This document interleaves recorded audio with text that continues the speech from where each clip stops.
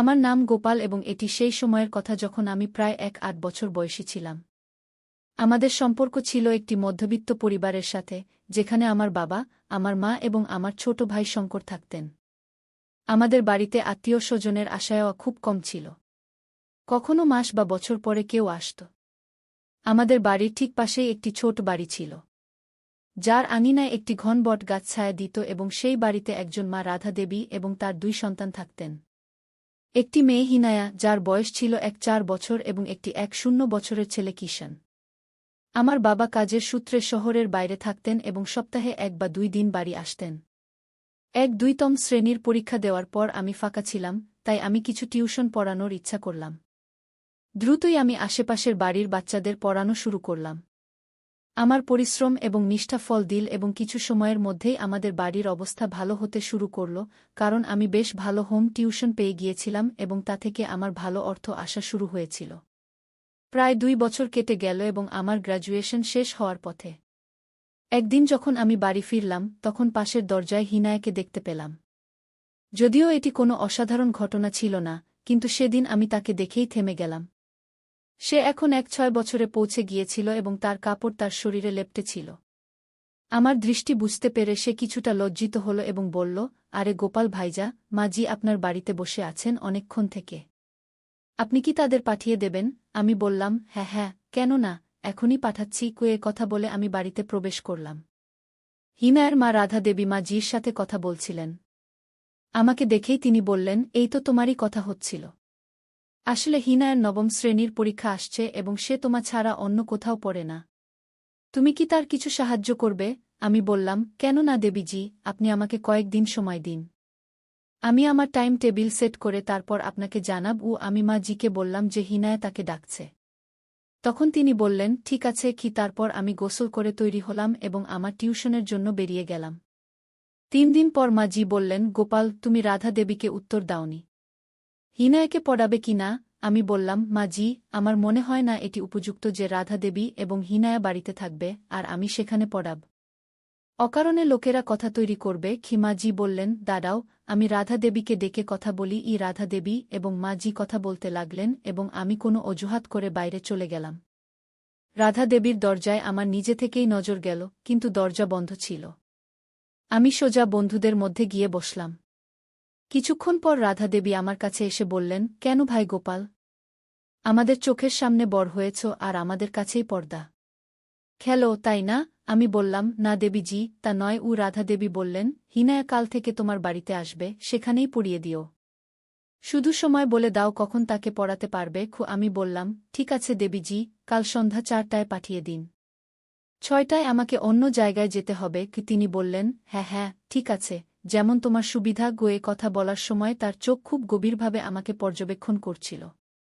তিনি তার দরজায় দাঁড়িয়েই সব কথা বলছিলেন। আমি অনুমতি নিয়ে আমার বাড়ি চলে এলাম। পরের দিন হিনায়া মাথায় সম্পূর্ণ দোপাট্টা দিয়ে আমার সামনে বসেছিল। অন্য ঘরে মা জি এবং রাধা দেবী কথা বলছিলেন। হিনায়া পড়াশোনায় ভালো ছিল। তার উপর বেশি পরিশ্রমের প্রয়োজন ছিল না। কয়েক দিনের মধ্যে সে বেশ স্বচ্ছন্দ হয়ে গেল। তার পরীক্ষার মাত্র ১ মাস বাকি ছিল। অজানা লেফাফা এবং একটার রহস্য। ১ মাস কেটে গেল। মা জি একদিন সকালে আমাকে বললেন, রাধা দেবীর সাথে দেখা করে যেও। তার হিনায়া সম্পর্কে কিছু কথা আছে। আমি ঠিক আছে কি বলে রইলাম। পরের দিন সকালে আমি হিনায়ার দরজায় কড়া নাড়ছিলাম। দরজা রাধা দেবী খুললেন। আমি বললাম, জি দেবী জি, খবর কি? আপনি ডেকেছিলেন? তখন তিনি আমার হাতে একটি লেফাফা দিলেন এবং বললেন, বস, এটাই দিতে হবে। আমি জিজ্ঞাসা করলাম, এতে কি আছে? তিনি বললেন, খুলে দেখে নিও। কিছু জিনিস আছে, ফেরার সময় দিয়ে যেও।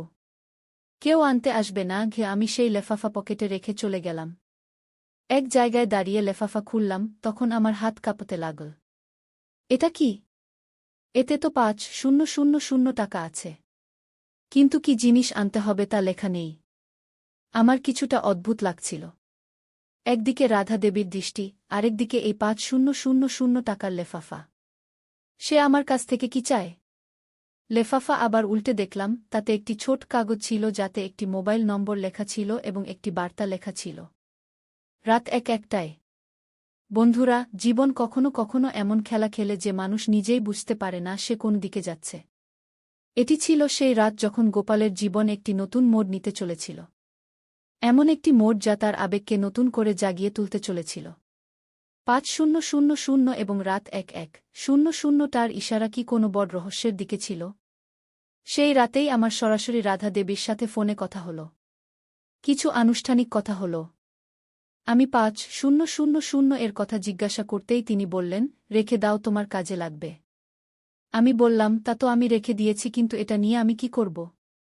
তখন তিনি বললেন, তুমি তরুণ এবং সুন্দরও, রেখে দাও, গার্লফ্রেন্ডের জন্য কাজে লাগবে। আমি বললাম, কিন্তু আমার তো কেউ নেই। তিনি বললেন, তাহলে বানাও না। বানাচ্ছ না কেন? আমি চুপ হয়ে গেলাম এবং জিজ্ঞাসা করলাম, অন্য কোনো কথা শুধু এই জন্যই কল করেছিলেন? তিনি বললেন, কথা তো অনেক কিছু ছিল, কিন্তু হয়তো ভাগ্যে এমন কিছু লেখা নেই। যাই হোক, তুমি কি জানো? আমি কিছু ভেবেচিন্তে না করে বোকামিতে কল কেটে দিলাম। তারপর কোনো মেসেজ আসেনি, না কোন কল। এটি ছিল সেই প্রথম রাত যখন আমি এত অস্থির ছিলাম। বারবার পাশ ফিরতে থাকলাম। উঠে পানি খেয়ে ছাদের দিকে চলে গেলাম। সিঁড়ি দিয়ে উঠতে উঠতে আমি আকাশের দিকে তাকাতে থাকলাম। উপরে পৌঁছে আমি অনুভব করলাম যে পাশের ছাদ থেকে কেউ আমাকে দেখছে। কিন্তু কে? যাই হোক, আমি জানার চেষ্টাও করলাম না এবং কিছুক্ষণ পর নিচে নেমে এলাম। কিছু দিন এমনই কেটে গেল যাতে কিছু বিশেষ ঘটেনি। তারপর একদিন রবিবার আমি বাড়িতে ছিলাম যে রাধা দেবী দৌড়ে এলেন। এলাকায় কারও মৃত্যু হয়েছে। মা জিও সাথে সাথে তার সাথে চলে গেলেন এবং যেতে যেতে রাধা দেবী বললেন, গোপাল বাড়ির দিকে নজর রাখবে। হিমায়া একা আছে। আমি বললাম, ঠিক আছে। কিন্তু আমি বুঝতে পারছিলাম না কিভাবে নজর রাখব। আমার কিছু করার মতো না পেয়ে আমি উঠে ছাদে চলে গেলাম যাতে সেখান থেকে গলির দিকেও নজর রাখতে পারি। আমি চোখ বন্ধ করে লম্বা লম্বা শ্বাস নিচ্ছিলাম যে কিছু শব্দ শুনতে পেলাম। শব্দে বাইরে তাকালে কেউ দেখা গেল না। কিন্তু সাথে সাথে নজর হিনায়ার ছাদে গেল এবং দেখলাম সে আমাকে ইশারা করছে। আমি জিজ্ঞাসা করলাম, কি হয়েছে? এ কি হটকারিতা? সে ভয় পেয়ে গেল। বলল, সরি গোপাল ভাইজা। বোর হচ্ছিলাম তাই উপরে চলে এসেছিলাম। সরি। আমি নিচে যাচ্ছি। এ বলে আমার দিকে না তাকিয়ে সে সাথে সাথে নিচে চলে গেল। আমার আফসোস হল যে এভাবে ডাটা উচিত হয়নি। আমিও নিচে নেমে এলাম এবং এ ঘটনা এখানেই শেষ হল। পরের দিন হিনায়া এল এবং সাধারণের চেয়ে আলাদা হয়ে জবানের বদলে শুধু ইশারায় সালাম করে বসল। আমি তার দিকে তাকিয়ে হাসতে লাগলাম যাতে তার মুড ভালো হয়। আমি বললাম, হিনায়া, কি হয়েছিল কাল তোমার? সে ভয়ে বলল, ওহো, আমি তো সরি করে দিয়েছিলাম। আমি বললাম, ভালো, আমাকে এটা বলো যে তুমি আমাকে কি বলতে চেয়েছিলে? সে বলল, বলতে তো অনেক কিছু আছে। সময়ের সাথে সাথে সব বলে দেব। এখন তার সাথে কথা বলে আমার মজা লাগতে শুরু করল। আমি বললাম, সেই সময় কখন আসবে? সে বলল, এটা তো আমার ভাগ্যের উপর নির্ভর করে কখন খুলবে। আমি বললাম, ভাগ্য খুলতে তুমি কিছু করবে নাকি নিজে থেকে খোলার অপেক্ষায় থাকবে? সে বলল, আমি নিজে থেকে চেষ্টা করব, কিন্তু ভয় লাগে। আমি বললাম, কিসের?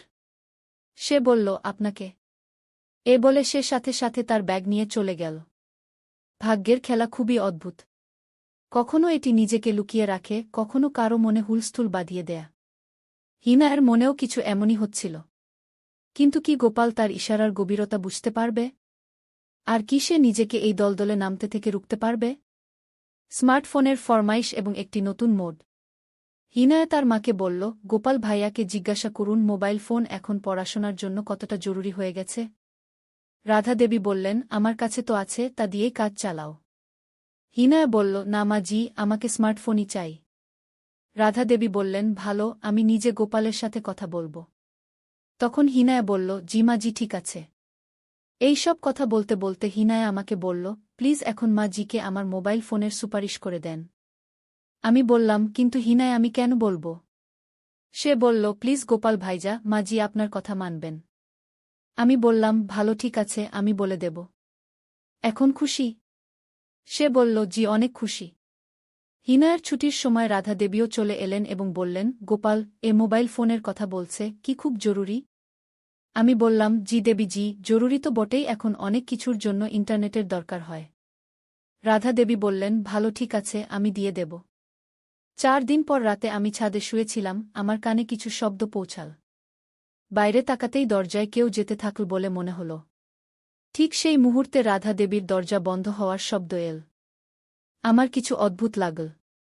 তারপর আমি ভাবতে লাগলাম, কে হতে পারে হিনার সাথে? ওহ, রাধা দেবীর সাথে। রাধা দেবীর আমার সাথে খোলামেলা কথা বলা। প্রায় হিনায়া চোখের কোণ থেকে আমাকে দেখত। আমি ভাবলাম, এখন আমাকে একটু খেয়াল রাখা উচিত যে, যদি সে আমার থেকে কিছু চায়, তাহলে শেষ পর্যন্ত কি চায়। এখন আমার অনুভূতিতে এই দুজনের জন্য কিছু পরিবর্তন আসতে শুরু করেছে। কিন্তু আমি ভেবে নিয়েছিলাম, এখন যখনই আমি এমন কিছু অনুভূত করব, আমি অবশ্যই তার সুযোগ নেব। স্বাভাবিকভাবেই কোনো বাইরের লোক যখন তাদের বাড়িতে এসে এমন কিছু করতে পারে, তাহলে আমি কেন পারব না? এটি সেই রাত ছিল যা আমার অনুভূতি, আমার চিন্তাভাবনা বদলে দিয়ে আমার ভেতরে এক উত্তেজনা তৈরি করে দিয়েছিল। শেষ পর্যন্ত কতদিন হিনায়া আমার কাছাকাছি বসে আমাকে উস্কে দেবে? কখনো হিনায়ার এত কাছাকাছি বসে তার শরীর দেখে, তার হাত ধরে আমার অনুভূতি হঠাৎ বদলে গিয়েছিল। এখন আমি কিছু চাইছিলাম। কিছু নতুন, কিছু ভালো, কিছু মজার, কিছু অনন্য। এইসব ভাবতে ভাবতে আবার দীর্ঘশ্বাস ফেলছিলাম, হঠাৎ আমার কানে একটি আওয়াজ এল। আমি হিনায়ার ছাদের দিকে তাকালাম, সেখানে রাধা দেবী ছিলেন, যিনি সম্ভবত কোনো বেড়াল তাড়াচ্ছিলেন। সম্ভবত আমাকে সম্বোধন করতে চাইছিলেন। আমি দ্রুত পিছনে ফিরে গেলাম এবং আর তাকালাম না। হিনায়ার 2টি পেপার বাকি ছিল। সে রাতে কিছুক্ষণের জন্য আমার বাড়িতে আসতে শুরু করত, যাতে যা কিছু বুঝতে না পারত, তা বুঝতে পারে। এক রাতে তার চলে যাওয়ার পর একটি অপরিচিত নম্বর থেকে মেসেজ এল। আপনি কেমন আছেন? আমি বললাম, আমি ঠিক আছি। এখন কে? তখন সে বলল, শুধু আপনার খোঁজ নিতে চেয়েছিলাম। আপনি কি করছেন? আমি বললাম, আমি যাই করি ভাই, আপনার সাথে কি সম্পর্ক? তখন সে বলল, ভাই বলবেন না, আমি কারো বোন নই। আমি বললাম, ভালো, তাহলে বলুন বোন, আমি আপনার কি সাহায্য করতে পারি? তখন সে বলল, এখনই বোন বলবেন না। বাকি যা মনে আসে বলুন। আমি কল করলাম, সে সঙ্গে সঙ্গে লাইন কেটে দিল। আমি জিজ্ঞাসা করলাম, কি সমস্যা? তখন সে বলল, সমস্যা তো বিরক্ত করে। আর আমি তো আপনাকে চাই। এ কথা বলে সে বলল, আমি একটি স্টোরি পাঠাচ্ছি। ছাদে ভুলে যাবেন না, পরে নেবেন। ছাদের নাম শুনে আমার মনে হিনায়ার কথা এল। মুহূর্তে দ্বিতীয় প্রশ্ন এল, রাধা দেবীও তো হতে পারেন। কিন্তু এ দুজনের যে কেউ হোক, এত ঘুরপাক খাচ্ছে কেন? আমি তখনই ছাদে চলে গেলাম। ছাদে একটি রহস্যময় ভিডিও এবং হিনায়ার রহস্য। কিছুক্ষণ পর আমার ফোনে একটি মেয়ের ভিডিও এল, যা সম্ভবত সে পুরোপুরি প্রস্তুত হয়ে বানিয়েছিল, যাতে সে খুব সুন্দর দেখাচ্ছিল। আমি এই ভিডিও দেখতে মগ্ন ছিলাম, যা মাত্র 5 মিনিটের ছিল। কিন্তু আমি এখন তৃতীয়বার প্লে করছিলাম। আমি জীবনে কখনো কোনো গার্লফ্রেন্ড বানাইনি। কিন্তু এই সুন্দরী মেয়েটিকে দেখে আমার ভেতরে এক ধরনের অস্থিরতা ভরে গেল। আমি অনুভব করলাম, হিনায়ার ছাদে কেউ আছে, যে মাথায় তোয়ালে জড়িয়ে চুল শুকাচ্ছিল। কিন্তু তার পিঠ আমার দিকে ছিল এবং সম্ভবত ইচ্ছাকৃতভাবেই সে এমন করেছিল। আমি তাকে চুল শুকাতে দেখে চমকে গেলাম। মানে হিনায়াকে আমি খুব গভীরভাবে দেখছিলাম। যদিও তার পুরো মনোযোগ বইয়ের উপর ছিল। সে বইয়ের উপর ঝুঁকে পেন্সিলের ডগা মুখে দিয়ে অজানা কোনো ভাবনা ছিল। তার ঠোঁট ছিল অসাধারণ। যেন কোনো গোলাপ ফুলের ঠোঁট, যা ছুঁতে ইচ্ছে করে। এখন আমার অনুভূতির উপর নিয়ন্ত্রণ শেষ হয়ে যাচ্ছিল। আমি অনুভব করছিলাম, হঠাৎ আমি হিনায়াকে বললাম, হিনায়া, মোবাইল নিলাম, তুমি আমাকে তোমার নম্বর দাওনি। তখন হিনায়া বলল, স্যার, আপনি তো জানেনই। আমি বললাম, তুমি আমাকে স্যার বলছ? তখন সে বলল, জি স্যার, আপনি আমার টিচার, তাই স্যার বলব না? তখন আমি বললাম, ভালো, ঠিক আছে। তারপর সে নম্বর দিল, কিন্তু এটি সেই নম্বর ছিল না, যেখান থেকে গতকাল মেসেজ এসেছিল। এখন আমার মাথায় অদ্ভুত একটা হুলস্থুল শুরু হয়েছিল। বুঝতে পারছিলাম না হিনায়ার উপর হাত রাখব না রাধা দেবীর উপর। সে কম হাসিন নয়। তার শরীরকে হত্যার দৃষ্টি বইয়ের দিকে ছিল, কিন্তু মনে হয় তার মন কোথায় ছিল। আমার প্রশ্নের উত্তরে সে হঠাৎ বই বন্ধ করে বলল, জি স্যার, আমি বলেছি আমি বললাম, তুমি আমার প্রশ্নের উত্তর দাওনি কি? সে বলল, আমি বুঝিনি স্যার। আমি বললাম, তোমার এখনও সময় লাগবে বুঝতে। সে বলল, যদি বুঝানোর ব্যক্তি ভালো হয়, তাহলে দ্রুত বুঝে আসে। আমি বললাম, কিন্তু হিনায়া, যদি বুঝানোর ব্যক্তি চাই না যে তুমি বুঝো? সে তত্ত্ব তুলে ধরে বলল, যদি মানুষের মধ্যে সাহসী না থাকে, তাহলে সে অন্যকে কি শেখাবে? এবং এ কথা বলে সে আমার দিকে তাকানো ছাড়াই উঠে চলে গেল।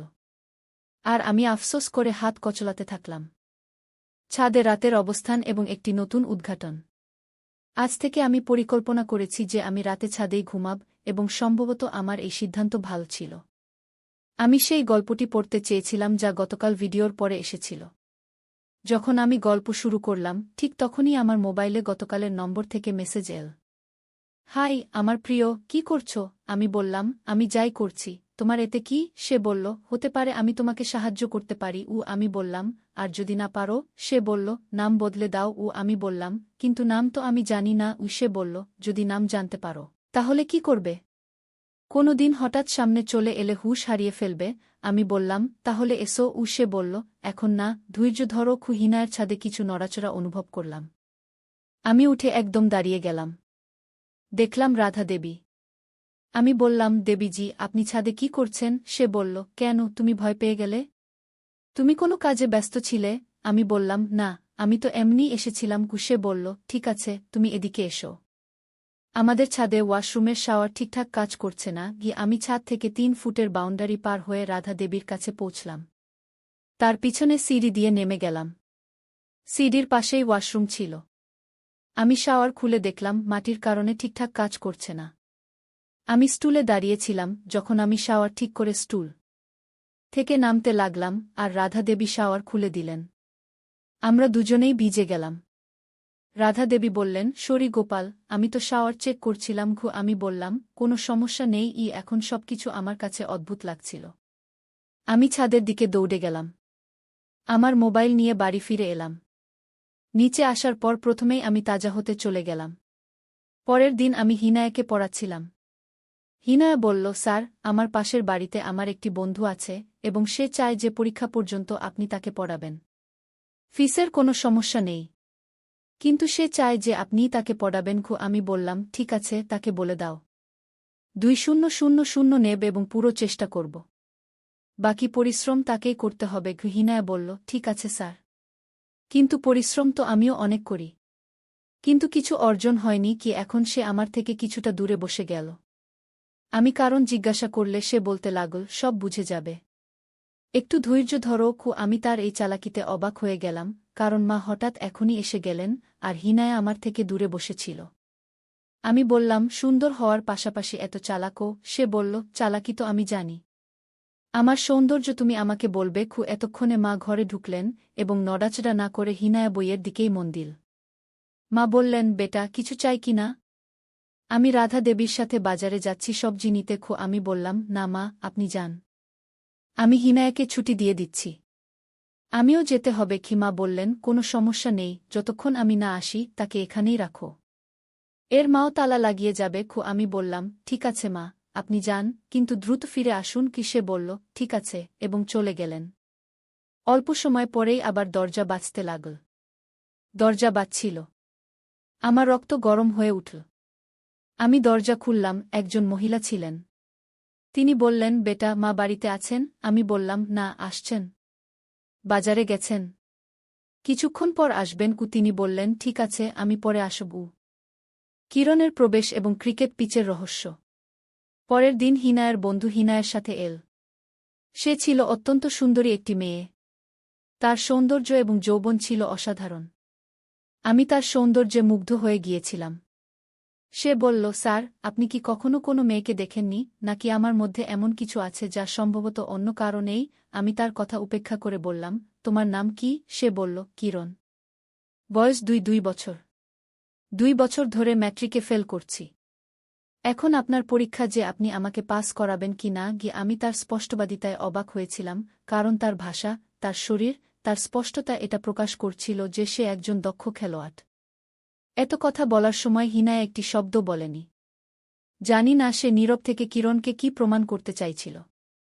আমি বললাম, দেখো কিরণ, আমার কাজ হলো তোমাকে পড়ানো, বোঝানো এবং পরীক্ষার জন্য গাইড করা। এখন এটা প্রযোগ করা, বোঝা, পড়া, এগুলো তোমার কাজ। সে বলল, হ্যাঁ ঠিক আছে গোপাল। হিনায়া তার নীরবতা ভেঙে বলল। আমি বললাম, হ্যাঁ বলো। সে বলল, ক্রিকেটের উপর প্রবন্ধে কি লিখব? আমার তো ক্রিকেট সম্পর্কে কিছুই জানা নেই। আমি বললাম, ঠিক আছে, আমি বিষয়টা তৈরি করে দেব, তুমি তা মুখস্থ করে নিও। তখন সে বলল, ঠিক আছে। তারপর কিরণ বলল, আরে বাউরি, আমি তো ক্রিকেট অনেক দেখেছি। শোনো, স্টেডিয়ামে 4টি পিচ থাকে। তখন হিনায়া বলল, 4-5টি কেন, যখন খেলা একবারই হয়। তখন কিরণ বলল, আরে ভাই, প্র্যাকটিসের জন্য থাকে। কিন্তু আসল ম্যাচের পিচে প্র্যাকটিস হয় না। তাকে তো ম্যাচের আগে অনেক সেট করা হয় যাতে খেলোয়াড়রা ভালোভাবে খেলতে পারে। আমি কিরণের কথার গভীরে পৌঁছে গেলাম। কিন্তু হিনায়ার বেখেয়ালি প্রশ্নে মনে হল না কি এটা এদের দুজনের চাল। কিন্তু কেন? হিনায়া কেন কারো সাথে তার রাজ্য শেয়ার করবে? আমার সন্দেহ তখনও সন্দেহই ছিল। তারপর কিরণ বলল, এখন যদি তোমার কাছে 2-3টি পিচ থাকে তাহলে তুমি তার মধ্যে 2টিতে প্রতিদিন প্র্যাকটিস করবে, কিন্তু যেটিতে ম্যাচ খেলতে হবে তাকে সবসময় সংরক্ষণ করে ব্যবহার করবে। কেন গোপাল স্যার, আমি কি ভুল বলেছি? এখন তার কথার উত্তর দেওয়া জরুরি হয়ে গিয়েছিল। আমি বললাম, যখন একটি পিচে প্রত্যেক খেলোয়াড় তার নিজের স্টাইলে ব্যাটিং করে তখন পিচের সর্বনাশ হয়ে যায়। পিচ যদি প্র্যাকটিসেরও হয়, তাতে যদি একজন খেলোয়াড় প্র্যাকটিস করে তাহলে পিচ ভালো থাকে। কেন কিরণ, আমি কি ভুল বলেছি? তারপর আমি তাদের দুজনকে ম্যাচ বোঝাতে লাগলাম। ছাদে যাওয়া এখন আমার দৈনন্দিন রুটিন হয়ে গিয়েছিল। কিন্তু রাধা দেবীর দেখা পাইনি এবং সেই ভুল নম্বর থেকে প্রতিদিন রাতে কেউ ভিডিও স্টোরি হিসেবে পাঠাত। আমি রিপ্লাই করতাম, তুমি কে? কিন্তু সে তার পরিচয় সবসময় গোপন রাখত। আমি তার পাঠানো ভিডিও দেখছিলাম যে রাধা দেবী তার ছাদের বাউন্ডারি পর্যন্ত এসে ধীরে ধীরে ডাক দিলেন, কেমন আছো গোপাল? আমি বললাম, ভালো দেবীজি। তারপর 2-4 কথা বলে রাধা দেবী চলে গেলেন। আমি আমার মোবাইল তুলে নিলাম, তখন সেই নম্বর থেকে মেসেজ এসেছিল। আমি শুধু একটি উত্তর দিলাম, যদি আমার থেকে কিছু চাও তাহলে তোমার পরিচয় দাও। এভাবে অজানা হয়ে মেসেজ করো না। তারপর তার উত্তর আসেনি। সম্ভবত সে ঘুমিয়ে পড়েছে। আমিও তখন সুন্দর স্বপ্নে হারিয়ে গেলাম।